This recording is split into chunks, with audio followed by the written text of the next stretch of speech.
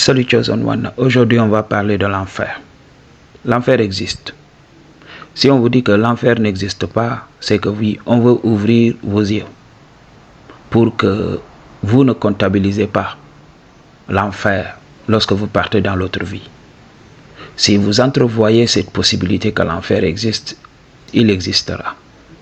Ok? Parce qu'il y en a des âmes qui souffrent. Ok, il y a des âmes qui sont bloquées à la 4e dimension. Cette dimension de transition entre la 3e et la 5e dimension.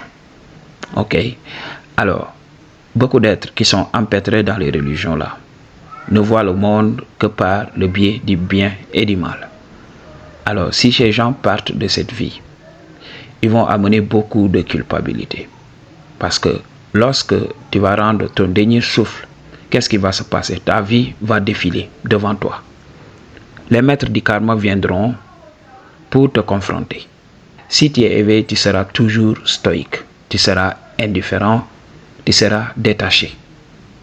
Ok? Tu seras neutre. Quand je parle de séduction et tout ça, quand je vous demande d'être stoïque, c'est juste, j'utilise votre plus grande faiblesse.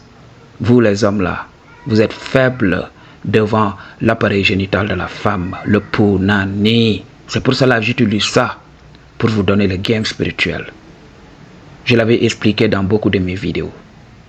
Mais il y a de ces gens-là qui ne comprennent pas, jusqu'à présent.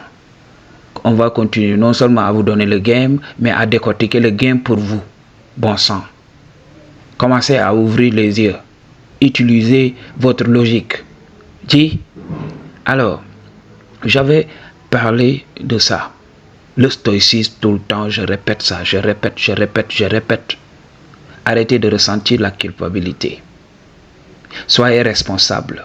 Faites des choses justes pour éviter de ressentir la culpabilité. Ok? Je ne te demande pas de faire du n'importe quoi et de ne pas ressentir la culpabilité. Je te demande de faire des choses justes pour ne pas ressentir la culpabilité. C'est différent. Ok? C'est pour cela que beaucoup d'entre vous, vous êtes empêtrés dans ce cycle infernal. Si vous souffrez aujourd'hui, c'est lié au karma. J'avais parlé dans beaucoup de mes vidéos que c'est la culpabilité qui crée le karma. Et il y avait des guises, ils lisent 2 à 3 livres, ils viennent pour essayer de débattre avec quelqu'un qui vit la connaissance comme moi. Live and direct. Je vais directement vers la source pour puiser de l'information. Il y a des gens qui se cachent derrière des livres. Je n'ai rien à envier à un auteur. Ok, Madji? Je ne suis humble qu'envers mon Seigneur, mon Dieu, la source. Ok? Si une information est fausse, je le sais, je ne parle pas de ça. Si je vois que l'information, j'ai 2 avis sur une même information, je ne la partage pas. Ok? Je ne prendrai même pas ce risque. Ok? Alors, la culpabilité, c'est comme des monotes. Ok, ça t'empêche d'avancer.